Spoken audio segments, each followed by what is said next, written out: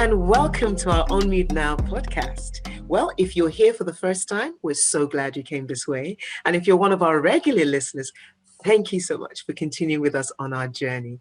I'm Angela, and with me today are the lovely ladies of Pivot, starting with Raquel. Give us a wave. Hi. And Yolande. Hi, everyone. And Natasha. Hiya.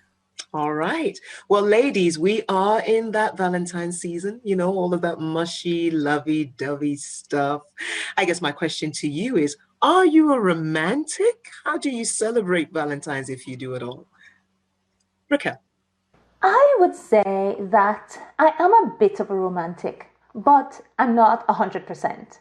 I have to say, year before last, not last year was 2020, the year before last, I was in Dublin and discovered the St. Valentine's Chapel in Dublin. And there were lots of people going to visit. It was actually St. Valentine's Day. And I thought, I should probably go and visit since I'm here in Dublin, St. Valentine's Chapel and all that. But alas, I was not with the love of my life, so I didn't make a priority of it.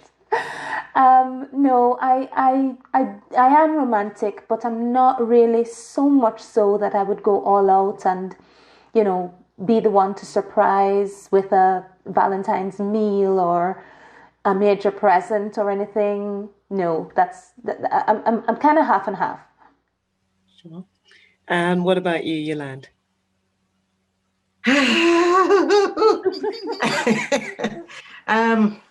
I'm really worried here that I'll be known on this podcast as the Grinch of everything. First it was Christmas and now it's Valentine's. I'm not really a fan if you put it like that, and I'll stick to the old saying they used to have back home. Well, I suppose those who weren't much of a romantic used to say every day's a Valentine Day. That was a get out clause in my mind.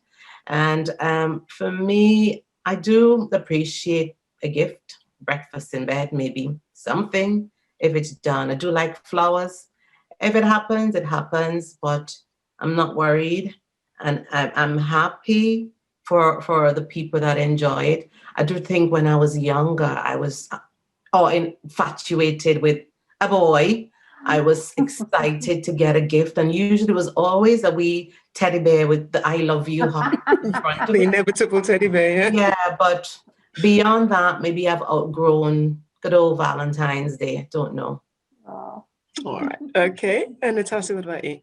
Pretty much the same. I am not that, fussed with Valentine's Day. I am a romantic person. I do make romantic gestures. But I'm somebody who will do that out of the blue anytime, any day or whatever. And I appreciate those kind of gestures. But I mean, if I'm giving something for Valentine's Day, I'll be happy just as if it was March the 10th, I'd be happy.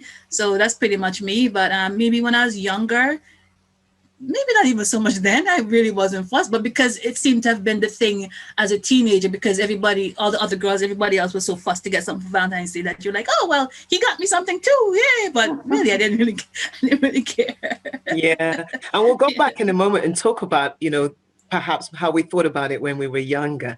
I think for me, I'm also, not really very fussed about it. I love it when I get flowers, love it when I get, the gifts and stuff. But if it doesn't happen on Valentine's Day, it's no big deal. As long as it happens some other day of the year. Exactly. I think that's it. So it happens. Exactly. It's like that happens. I mean, go back to what Yolande said, every day, should be Valentine's Day. If you're in a relationship, every day we should kind of show appreciation to each other. And all that sort of stuff. So yeah, and what I wouldn't want is if it was sort of dry all year and then suddenly Valentine's Day is, that's just like tokenism. So, so if it happens, it happens. If it doesn't, it doesn't. It's all good. It's all good. So let's talk about maybe when we were younger. Then perhaps we had different perspectives on what Valentine's Day was. Perhaps it meant more, and perhaps it was traumatic. But, so Natasha, let's come back to you. Oh dear. I'm blushing on the inside.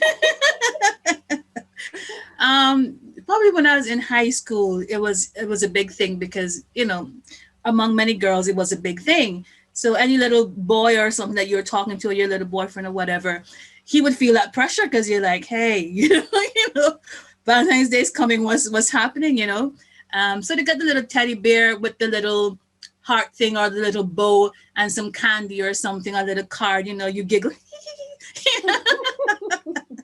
And you thought it was cute, So I did appreciate it then because I guess peer pressure, societal pressure, and being young and maybe impressionable, I just thought, oh, yeah, he loves me, that kind of thing. So, yeah, I think I had more of maybe an appreciation is the right word, but I was more involved than maybe when I was younger with Valentine's Day and looking forward to it than as I got older. Yeah. I hope I don't sound jaded, but I'm just saying. All right, what about you, Raquel? Yeah, actually, I don't even think it's about being jaded. I think probably what has happened is I have become more secure in my relationship. I remember as a teenager, that feeling of he loves me not, taking the flowers. Did anybody used to do that and pull the petals off? He loves me not. And if the last one was a he loves me not, oh, you're devastated because no, you just keep picking more flowers. And I don't know if you had these in your hometowns, but we had something called the love bush in Jamaica. Anybody? No? We had a bush called the love bush, and you used to pick off the twines of the love bush, and they would have been bright orange, I think, and you're supposed to throw it behind you and watch to see what letter the love vine or love bush formed, and that would show you if the love was real and if the love was true. If it formed the same letter as the person that you're supposed to be in a relationship with, then yes, this was it. So if you threw it and it was wrong, it was a big deal, it was things like that. Valentine's Day would have come and you would look to see if, this was another big thing. Secret admirers. Did you have that? We used to have people sending cards to you, and all it would say is from your secret admirer. And, that used to actually be quite nice because you didn't know who it was and you didn't know if it was the person that you wanted to send something to or whatever, but it was still nice to know that somebody admired you and was prepared to take the step to show you that they did. So that was lovely. I have to say that maybe I'm kind of going into another direction now, but there was a point in my life where I actually sent my children Valentine's Day cards and just let them know that I love them. And I think it's just that thing about being secure in your relationships, knowing that you're loved. And when you are, it's probably not as big a deal whether you get flowers, the card, or, if Valentine's Day was remembered or not. But that's my perspective. Yeah, that's lovely. And that's really good. I mean, just affirming, isn't it, for those in our lives, our children or people that are connected with us, that we just want to show them that you are loved. And that, whether somebody that you particularly admire feels the same way about you or not, that doesn't define you. We need to be secure in ourselves, right? So, yeah. Yolanda, what about you? Well, I don't think there's much security in a relationship when you're younger anyway. So time frame I'm looking at now, if I were to call it my secondary school years, or back then A-levels, we had A-levels as they do here.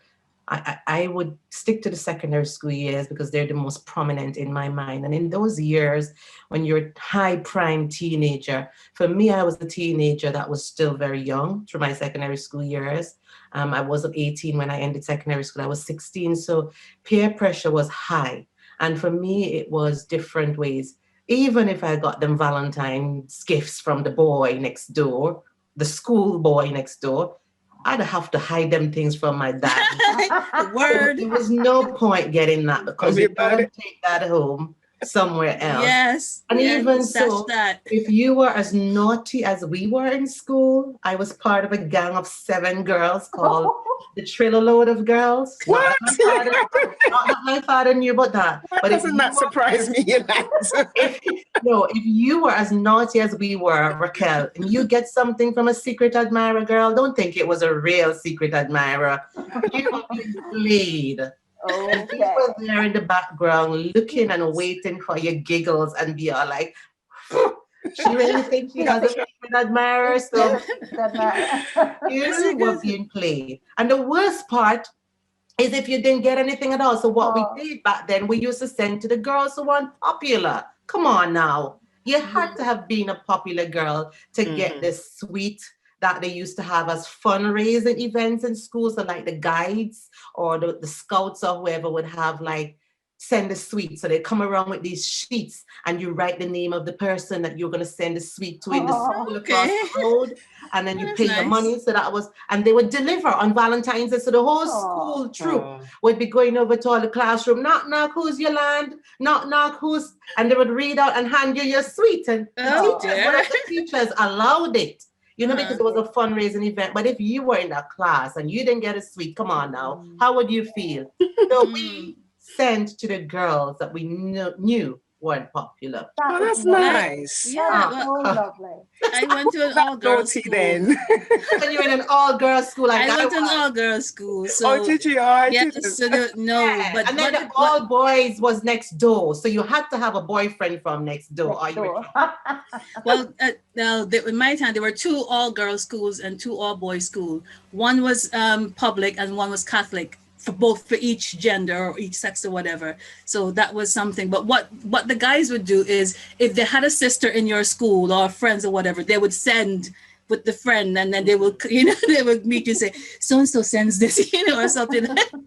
Or when school is over, they would just line up at the gate, with their stuff to give to the girls and things like that. But yeah, pretty much what you said, Yolan. Those things were fun outside, but you stuck them into your handbag or your book bag when you went home because you weren't displaying that. Well, you know what? For In me, your maths book. no, for me, Valentine's in secondary school was pretty uneventful. Like I was so dorky. I, I didn't expect to get anything, and I didn't.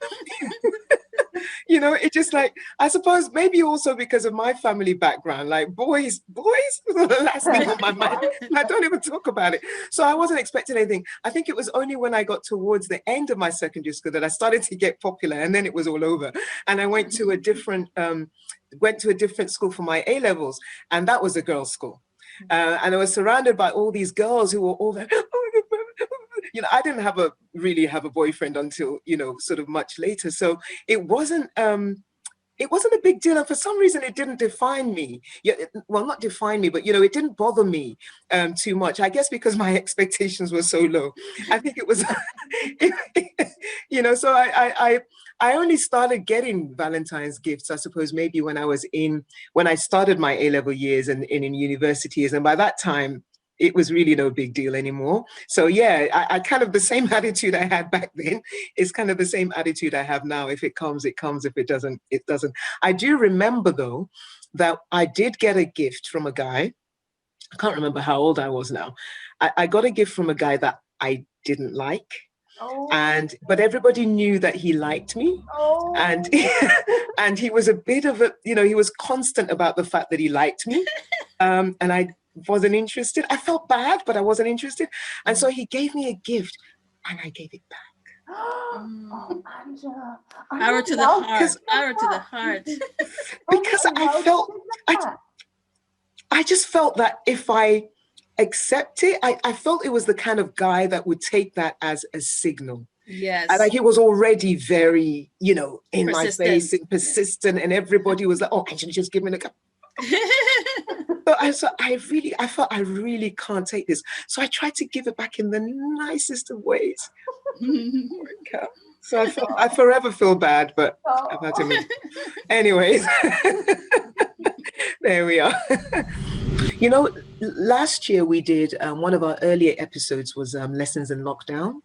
And at the time, we had reached out to our listeners and our viewers around the world to just send us what they, just snippets of what they were learning during the lockdown period. Now, we didn't anticipate that we'd be back here again, recording virtually, but hey, here we go. But I just wanted to pull out one of the ones that really resonated with me. And somebody said, human contact is so important to our well-being. And I just love to hear your reflections on that. Human contact is so important to our well-being. Natasha, could you just reflect on that for us? I think that Yeah, human contact is important because, especially considering what we're going, well, even on a normal basis, but considering especially what we're going through right now, and for those people who maybe might live alone, or far from their families and things like that, it's a very uncertain time that we're living in. And so I think for a lot of us, we're trying to reach out to the things that we know are tangible, and to the relationships that perhaps we know can maybe give us a sense of stability or something. And so you reach out, especially if maybe you're feeling low, or you know I don't want to low or affected by loneliness or anything like that. You want to reach out to somebody just to have that human contact, somebody to talk to somebody to say, well, who may be inquiring about your day, or you can just have a conversation.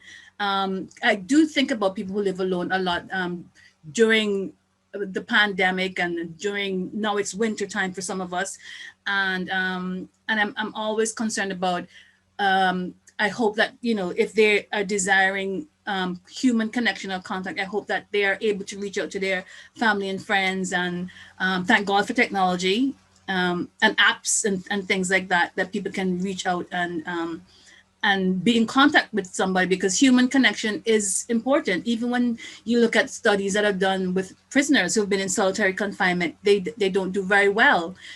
Even if you're not a friendly or social person, just seeing other people, being out amongst people, it actually supports a person's well-being, mental well-being, and things like that. So yeah, I think human contact is important, and I hope that for people who are living alone, or maybe feeling a bit low or lonely, that they do find a way to reach out to people, family or friends or organizations that they can talk to, and things like that. Yeah, and I was wondering, particularly in this season of Valentine's, right? Mhm. Just really thinking about, people who are single, who are alone, maybe not in a relationship and so on. Like, throughout this lockdown, it's been, you can't do this and you can't do that. And I was just wondering, how do people actually form relationships? And we can talk about the toll on our existing relationships, but what about you're not in a relationship? How do you actually get into a romantic relationship in this season? And we don't even know when lockdown is going to end. Any thoughts about that, ladies? Perhaps you have single friends. What are they doing, to just kind of keep hope alive, in that Yeah. respect? Well, I have some friends who use dating apps, and so that's pretty much what they've been doing. And even sometimes you're going through social media and you might come across, like for myself, I've been scrolling through sometimes on Twitter or Instagram, and I've seen people who have met people through various dating apps, and they're having these virtual dates. Some people are doing movie night, where they decide on no plug to Netflix or whoever, but they might decide, okay, we're going to watch this show on Netflix, and they coordinate their times, and they have their phones or their laptop, and they're watching the movie together with an earphone plugged in. So they're talking as if they're watching it together. And I've seen another ad where this guy, he lived in an apartment building across from this girl, and he sent her something with his drone, like a note to say yes, Sweet. yeah, Very his note to say hello, and she sent back her name and things like that. And they arranged a virtual, well, not a virtual, they arranged a dinner. So she had dinner on her patio, and he was on his rooftop of his building, and they were talking Oh, talking that's on so the phone but looking at sweet. each other. And so people are finding creative ways Yeah. to get together. So Yeah. good Oh, on that's them. lovely. Yes. Yolande, what about you? Well, I mean, I'm not single, but I want to just say my mind is sat here and I'm thinking when human contact in the context of Valentine for some people might resonate as intimate contact. And hey, that's good too, if that's what resonates with some people. But for me, I'm observing maybe my own circle of young people, which probably involves my own children and their friends. And there are people who are quote unquote at this age in relationships but don't live together. So Mm. yes, like what Natasha says, might be some creative ways, but I know I've observed and I've heard amongst the circle of people I know in Belfast that they're doing this thing called car meetup. They're driving to different places, all those young ones that have their cars and they're all parked up with their cars and stay in the car and talk. And so- That makes no sense because you're still talking from the phone. I don't know if they're shouting across the window. I don't know. I'm not there. I just know it's called a car link up. Right. So if you're out there and you're having a car link up, happy days. Good for Let's you. hope we're not spilling their secrets. Good for You're you. not allowed right now, isn't it? Right? Well, you're Whether having we a car consider link the You're up. not, part of the you're not journey. coming out. You're You're not not coming coming out. out. the But door. Coming out, so I'm assuming the young Would be people okay. know what they're doing. Yeah. And so if you're right here at home in Belfast, perhaps some of you can share with us your creative ways of Dating. Let us how know. you have been maintaining your relationships, particularly where you don't live together, you don't share that same space. But I think in general, the whole idea of having a bubble does work, at least two families, because you can imagine if you're in a single, well, quote unquote relationship, but you don't live together, that person would have probably been in your bubble before. So you probably can still maintain a relationship that way. I don't know if the government thought of it and it was well thought out, but somehow that does work. It I can assume. it works if the person is living on their own and can choose to bubble with somebody else who's living on their own, as in that relationship. I have to say, I was looking at it with children who live at home. You know, for me, for example, my bubble would be my mother-in-law, who is, you know, older, frail, etc. But the other people who live in my house might not have chosen her as their bubble. You know, but what do? They have no choice. You know, the family can only bubble with one other family. And that, I think, has put an enormous strain on relationships, both intimate relationships as well as even best friend relationships. You know, how do you do all that? I mean, fortunately, at the moment in Northern Ireland, I don't know how it is all over the rest of the world. I know that in Switzerland, for instance, up to 5 people are allowed to meet. So I'm guessing it's different all across the world. But in Northern Ireland at the moment, you are allowed to meet up with one other person for exercise. And I think a lot of people are taking advantage of that. I remember as a family, we went out for a walk to the loch not so long ago. Did I say that right? The loch? I went to the loch for a walk as a family, and there were so many people at the loch. It was almost like this is where you meet up with everybody, although it wasn't intentional. But you know, that was the opportunity for people to get together and to link up. I have to say, everybody who you saw kind of meeting somebody else there, you could see the genuine pleasure of having human contact with somebody else outside of their particular home. And I mean, for me, it has been very tricky. Like I said, I have a son who's moved away from home, and because of work and rules and restrictions and whatever, when I've seen him, I want to hug him and I don't know if I can, and I feel like I can't, and it's very awkward. And my daughter-in-law, as I will call her, every time I see her, I want to give her a big embrace, and I don't feel as though I can. And that relationship, which is still quite new, which I would like to develop, I feel as though there are restrictions around what I'm allowed to do. Never mind people who are living with no adult company and are trying to navigate the space and the rules and the restrictions, etc. I'm sure it must be pretty tricky. So I'm kind of thinking, this thought is forming in my mind that maybe this Valentine's, I'm going to send a few more Valentine cards. Yeah. Listen, love, save the trees, eh? Well, I think the value of what it will do to have the human contact of somebody thinking about you and a secret admirer might be worth Like you'd be it. pretending to be somebody's secret admirer. I don't think that would go down too well. No, this will be people I admire, and I'll be sending them, an encouragement to let them know I admire them. Yeah. Go for it, darling. That's a Go good for it. thought. That's a good thought. Might join you in that. Yeah. Very good. Send a bit of love around. Send a bit of love. And that's one of the things I was kind of thinking about as well, that even though I'm not very big on Valentine's Day, I think because every day is so samey, it's probably a good opportunity every time you get like a Valentine's Day or a Christmas or a birthday or whatever. It's a good opportunity to kind of do something slightly different, you know, make Mix much it of up a bit. Yeah. No, you're right. And just speaking about doing something different, last year, Valentine's, we were we not? No, we weren't in lockdown actually. Not quite yet, no. No, we It weren't in came like the lockdown. second week of March. Yeah, It yeah. was No, sudden. maybe it wasn't Valentine's. We did this thing. No, it wasn't Valentine's because what we did was lockdown. We did this thing in my church where we do events for sometimes for single people, sometimes for couples, and so on. And we did this one where we had a virtual dinner for Oh, all the lovely. couples in the church. So it was on Zoom. So we said, right, everybody go dress up, go all out, make the food or bring in the food, whatever you want to do, do the table. And let's just do something encouraged because the reality is, I don't know about you, but in terms of cultural aspects to Valentine, I think in some cultures, it's just like, Valentine who? So, Yes. I can't be done with all of that measurement.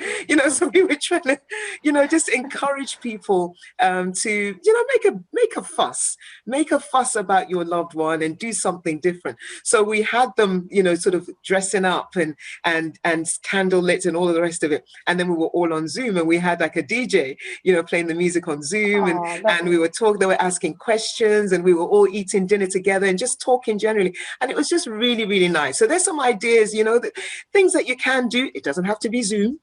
It can be Teams. It can be whatever it is that you Whatever want it to use.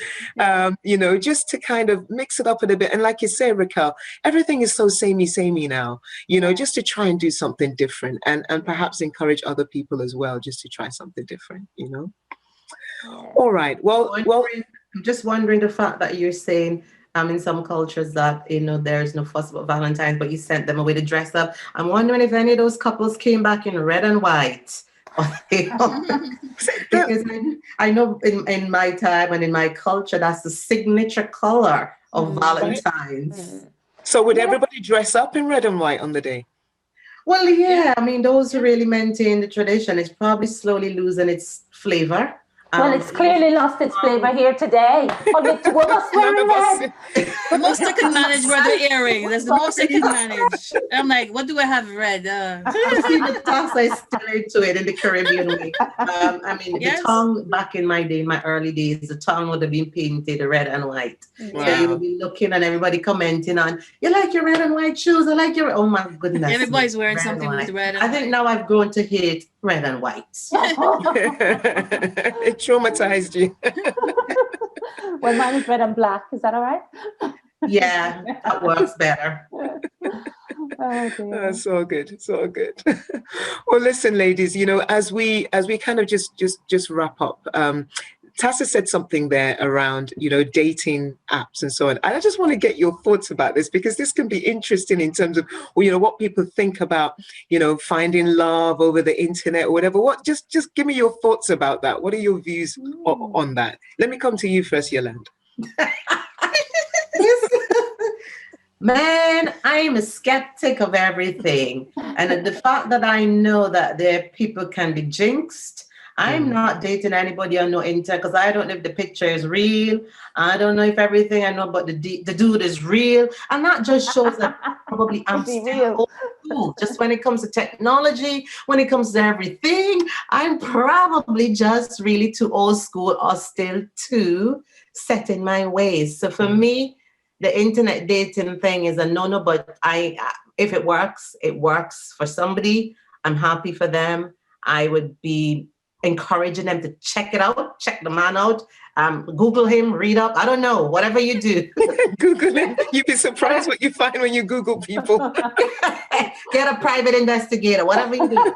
Check the brother out or the sister out first if you've met on the internet. But other than that, I know that there are some perhaps Christian dating sites that seem to get pretty good reviews. I don't know, because they seem to be compartmentalized now so that you can have a Black people's dating site. You can have a Christian dating site. You get a Caribbean dating site. Whatever you do, check the brother or the sister out. Yeah. Here.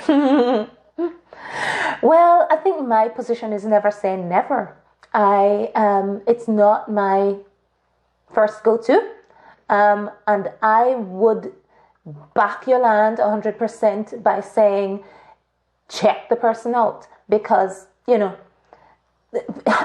when you meet somebody face to face, there's usually more than meets the eye, and you have to check them out anyway.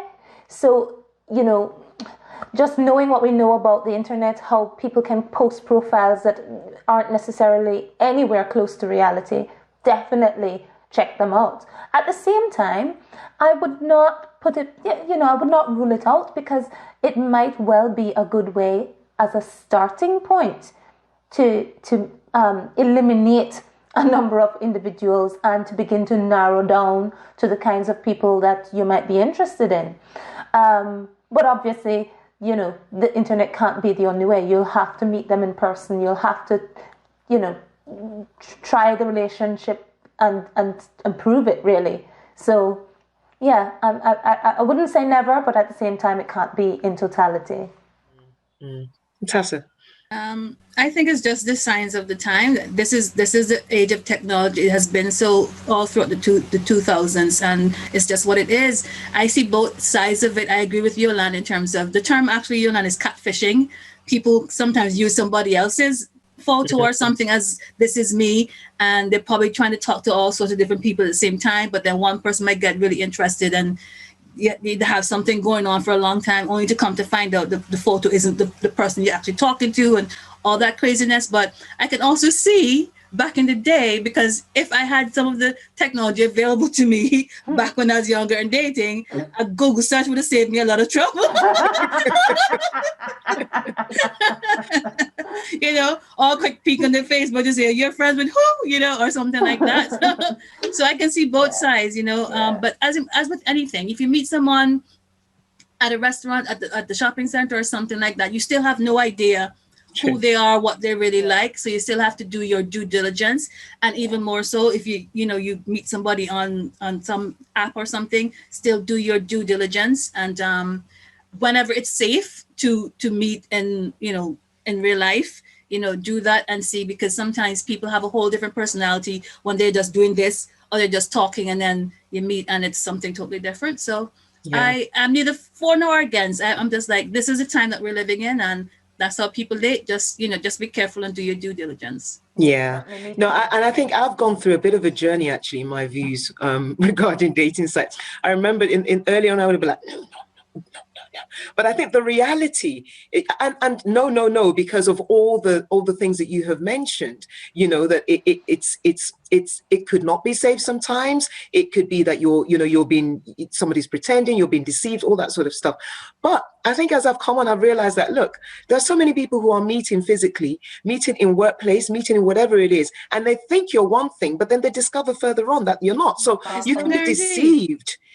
Whether you met them on the internet or not. And I think obviously, and also, especially given the situation that we're in right now, where if you have a blanket no, that's not going to happen, then your life is on hold for a while. We don't know when lockdown's going to be over. So I think it's just made you kind of face the reality and say, look, this is the reality. We're in a global world. We're talking to people, working with people across countries. And so actually, it's not such a strange way to meet people. However, tread with caution. Even more caution than I think you would be if you met them within your usual circle of friends, So check them out, and hire the FBI if you have to.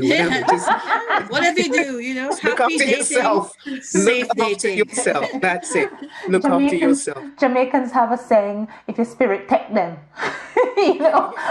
Usually when you meet somebody face to face, at least you can get a sense of whether your spirit take them or not. When you're online, I mean, I suppose that means go with your gut feeling for the Northern Irish community, yeah?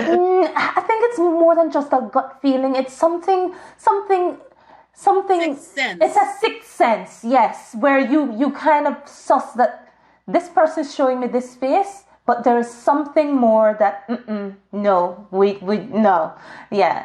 So, and usually when you meet somebody face to face, you can get that sense from them. Of course, when you're meeting them online, that it's not as easy. It's not as easy. But sure, yeah. Hire the FBI if you need to. All right. Hire me. I'm a journalist. How are you? All right. Well, ladies, thank you so much. And to our listeners and to our viewers out there, we'd love to hear from you. Share with us, what are you doing in this season? How are you keeping your relationships alive? What are you doing for Valentine's? How are you going to make it? How are you going to make it fun? How are you going to make it different? Please do share some tips. I'm sure in the comments, send some comments to us. Send it on our platforms as well. And let's just share ideas on how we can just kind of keep our relationships still bubbling, and even tag us, in the season. Tag us in all your cute teddy bear photos. Yes, definitely. Definitely, please do. All right. Well, ladies, that's a wrap for us. We are now going to just close out and tell you about what's going to happen in our next episode. So who would like to do that for us? Yolande, how about you? Well, in our next episode, we will be discussing advice to your younger self.